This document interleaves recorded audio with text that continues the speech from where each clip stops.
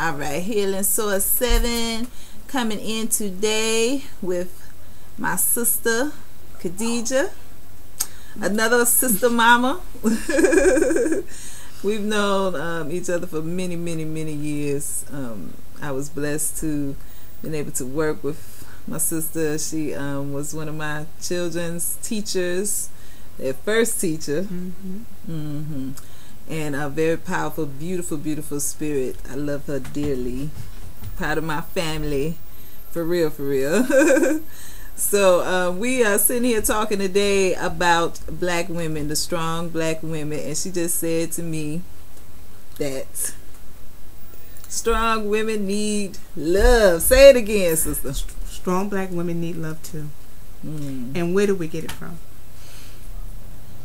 We have to love ourselves. There you go. We have to love ourselves. You have to know to love yourself first. You know, and you have to realize that loving yourself means loving whoever you want to call them, Allah, God, the higher being, whoever you want to call that person in your rim of life that will give you that strength that you need. We know it doesn't come from ourselves. We know it comes within ourselves, but we know that, I say it again, whoever you want to call that higher being is the one that gives us the strength that we need. Because after everything is said and done, who's there left for you? No one but you and that higher being. That's it. Can't be, and you have to know who your Lord is. It can't be your children. It can't be your mom. It can't be your Umi. It can't be your Abu. It can't be your father. It can't be your children. It can't be anyone else, your friends, your husband, your boyfriend. It can't be them. Because at the end of the day, they have to go like you have to go. Because that hour and that time's going to come, and we're all going to die. And when that time comes, they're going to. And they may go before you. So if they go before you, then what? That means that your life stops right there? No, it doesn't. Because that higher power is what keeps you going. Is what gives you the strength, the energy, the love, and the respect that you need to keep going. So with that, I say, love yourself. And black women, we have to learn how to take care of ourselves first. And when we say that, I mean, take care of you. Don't wait, like I have, wait till you're in your 50s, late 50s, to decide, you know what, I need to take care of myself. Well, don't do it then, because by that time, we've gone through menopause, we've gone through divorces, we've gone through separations, heartaches, heartbreaks, we've gone through many miscarriages and a lot of different things that women go through. And we have to realize that with all of that, our higher being gives us something to avoid most of that. Taking care of yourself physically, mentally, and spiritually. And spiritually first. Make sure you take care of yourself spiritually first, because then everything else will flow. Because you'll realize that I need to take care of my inner self. What's your inner self? I need to eat right. I need to put whatever I put inside my body. You know, a long time ago, there was in the Nation of Islam, they said Elijah Muhammad used to tell people all the time, eat to live. And when he said that, everybody, woo, he's racist, oh, he's this, he's that. But now, every doctor in the universe is about saying, eat to live. That's and it's right. Okay now. So, they put the stamp of approval on it, so it's fine. But back in the day, they said it, you had to be a racist, or you had to be crazy. Eat to live, what is that? Well, Elijah Muhammad even had a book on how to eat to live. And and it's basically right back down to the basics. What is the basics? Fruit, veggies, grains. You eat to live. You don't have to cook everything. You don't have to put lard in everything. You don't have to eat all the meat that you eat. All that stuff clogs your arteries and clogs your brain, and you can't think properly. And before you know it, when you get to my age, you have all the ailments that most of the women our age shouldn't have. Cancer, diabetes, heart attacks, high blood pressure, hypertension, which is still high blood pressure. Listen, take care of your physical body. Then the other thing, everybody's jumping on this new thing, exercise. Well, you know what? We've been exercising for a long time. What is our exercise? Dance. That's right. We boogie woogie oogie boogie all the time. Even, Muslim sisters, non-Muslim sisters, all of us. You get behind a closed door, you boogie woogie. You boogie woogie at your girlfriend's house. You boogie woogie at the party. We always exercise. We did sock dancing. Back in the day when our parents was growing up, they would sock and they jump over each other's head and twirl all over the place. And that actually was exercising. Some good exercise. It was excellent. You had to be in shape in order to do it. That's right. But nowadays we sit back and we don't want to exercise. We're lazy. We don't want to walk. We want to jump in the car and want to drive every place. And we're just lazy in our minds and in our bodies. And that's why we're catching everything that's coming down the tube.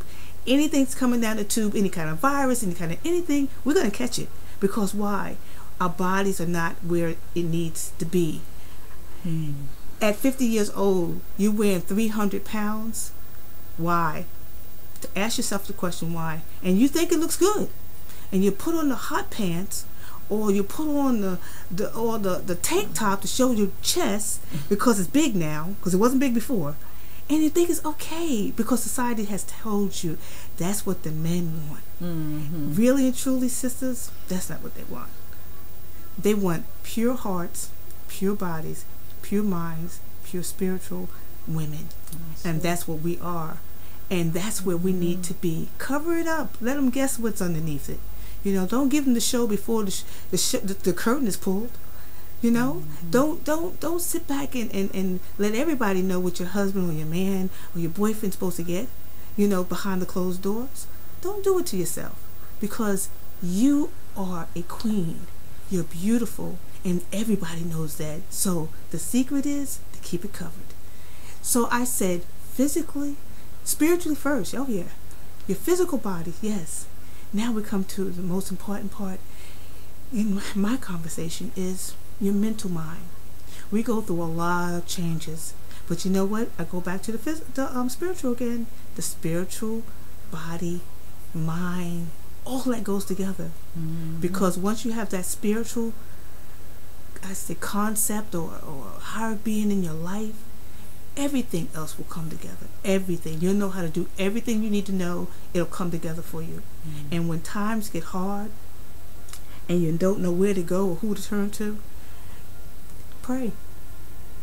That's the answer. It's prayer. Prayer has the answer to every single thing that we do. And if you are sincere in what you do and how you do it, trust me, it'll all come together for you. And with that I say, sisters, take care of yourself. Take care of yourself. And don't wait till you get to my age. Decide to take care of yourself. We are nurturers by nature. We were born to nature our children, the baby that comes there, the husband that we get, the man in our life, the sick ones. That's just what we do. But then we lack ourselves.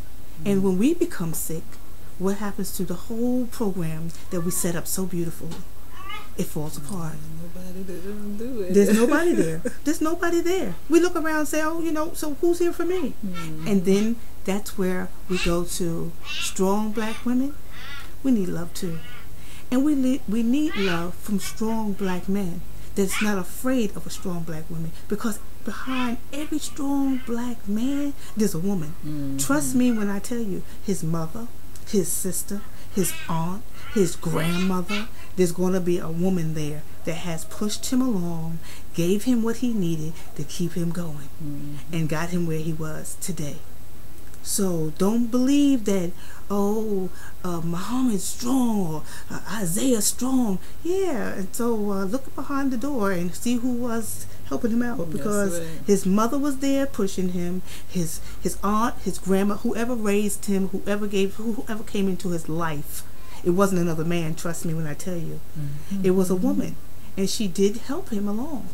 And along the lines, somewhere we lost that. We lost the extended family. We lost the strong men, and most of them incarcerated, or most of them are, doing something other than what Allah has planned for them to do. So now we're stuck being strong black women looking around saying, okay, now what do I do? Where's my love? Where is the love that I need? Where's the stroking that I need? I'm strong. I got it going on. But now what? After giving all the time, you have to have something. It's got to be a balance. Replenish it. It's got to be a balance. There's got to be a balance there where both of you, you know, your life is at a balance. Because if not, you're one-sided. Right. Not good for anybody. So I say to my sisters, with all my heart and soul, take care of yourself. Today may be my last day. Who knows? We have a birth date. We don't have a death date. We don't know when Allah's going to call our souls, or your higher being is going to call your soul. So with that, you say, give what you can give to whom you can give it to, sincerely. And don't ask for a person to give you back. Ask for your higher being to give you back. Because that's where it counts. It doesn't count within people, because they'll disappoint you every single time, because they're human. They make mistakes. They're always going to make a mistake. So don't look for it in them. Look for it within your higher being, because you know there's no mistakes there. So I say to you, sisters, look for your higher being. Know who your Lord is. Take care of yourself. Yeah, thanks. And I appreciate you having the time to speak today. And I'm especially thankful because we have been able to maintain such a beautiful relationship, despite the fact that we don't call ourselves by the same title. Right. You know, you being Muslim, and although Muslim means one who submits to Allah, which I do. Exactly. You know, I don't consider myself any one thing, because I know people like yourself who are of different systems. Right. But I love all of y'all. Yeah. And I don't want to say I'm this and then I lose my other friends.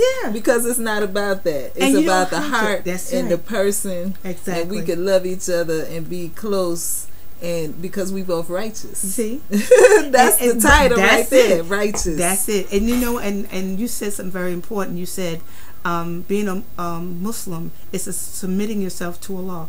That's what it is. There's nothing else to that. You know, I guess the other part of it is where people divide themselves. And in order for you not to divide yourself, you do just you said. What is a Muslim? So in the universe, everybody's Muslim. That